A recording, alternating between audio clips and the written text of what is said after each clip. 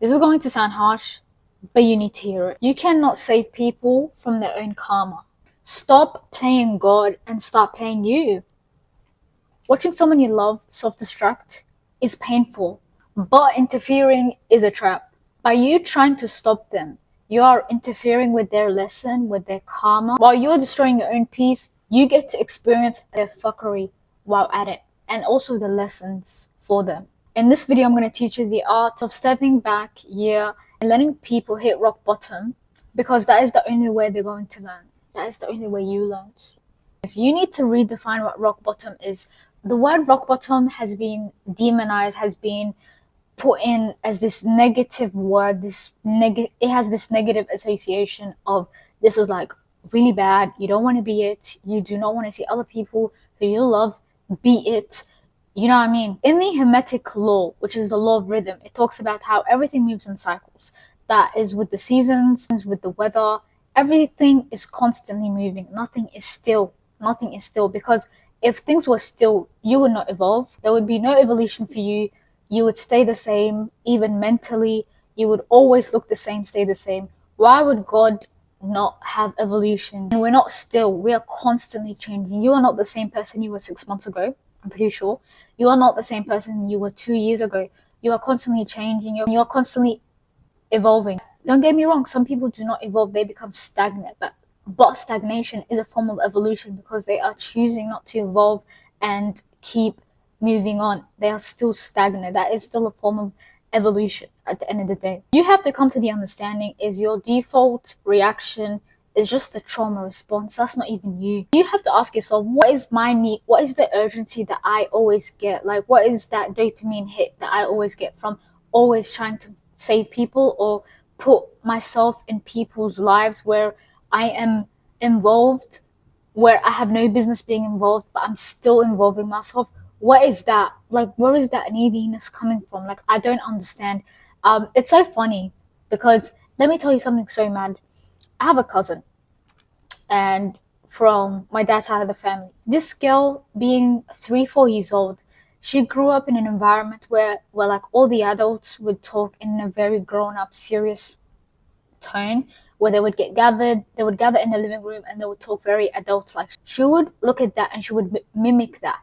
By the time she was 6 years old, she would act, and she looked like an auntie. Even though she was 6 years old, she acted, she behaved. Her mannerism was like her mannerism was just like her parents, the way she was raised up, which it goes to show you.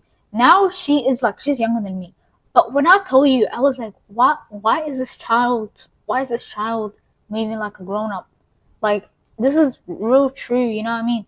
So you have to understand that the way you act, your trauma responses, anything that you are enabling is a wounded version of yourself. So see it like this. Your response is a trauma response, or it's a wounded version of yourself, or it is a version of yourself that grew up in a dysfunctional household. So that version of yourself is responding. Is it good? Is it bad? It just puts things into perspective. It just goes to show you, like, am I responding from a place of like, this is how I should be responding, or am I responding from my past, through the way I was raised, through the way I saw my parents raise me, how they were talking, how they responded to things? Now I unconsciously pick that up, and that is how I respond to the people around me. It really be like that. Like, it really be like that. And 9 times out of 10, if you respond in the way where like you had to help people and you constantly had to be like that shoulder for your parents or whatnot, 9 times out of 10, you probably were parentified, or you had to grow up so fast that you had responsibilities as a child that you couldn't even be a child. Imagine that. Fathom that idea. You had to grow up so fast that you could not even be a child.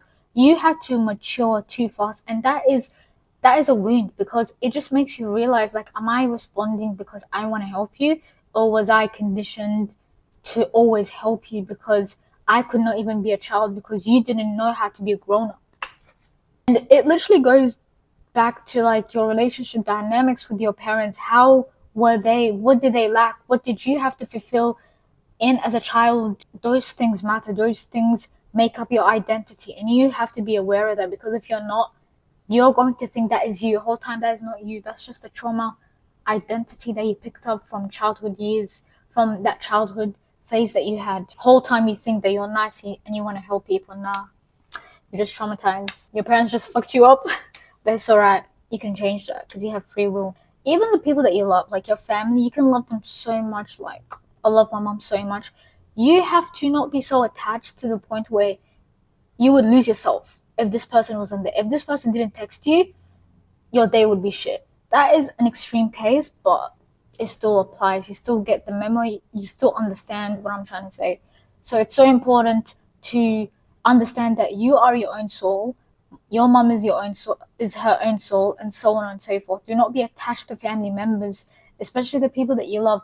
Love them with your heart, but don't get lost in the source of losing yourself. That is not cute. That is not pretty. And I believe the Buddha talks about how attachment is the root of all evil, like desires, being too attached to anything external to you, to people, to situations, to something you went through is never good. It's not a pretty look. Even the Buddha Bin knew that. So, and also internalize this truth, which is you came to this world by yourself. You're going to leave this world by yourself too. Is it good? Is it bad? It's kind of relieving if you think about it. It just gives you that paradigm shift of like, wow, I don't have to stress, like, I'm good, you know? So yeah, I hope this video helped, and let me know if you relate with any of these, or if you grew up in a dysfunctional household, because a lot of people in this day and age are very much dysfunctional and they don't even know it. But yeah, clock in, guys. Clock in.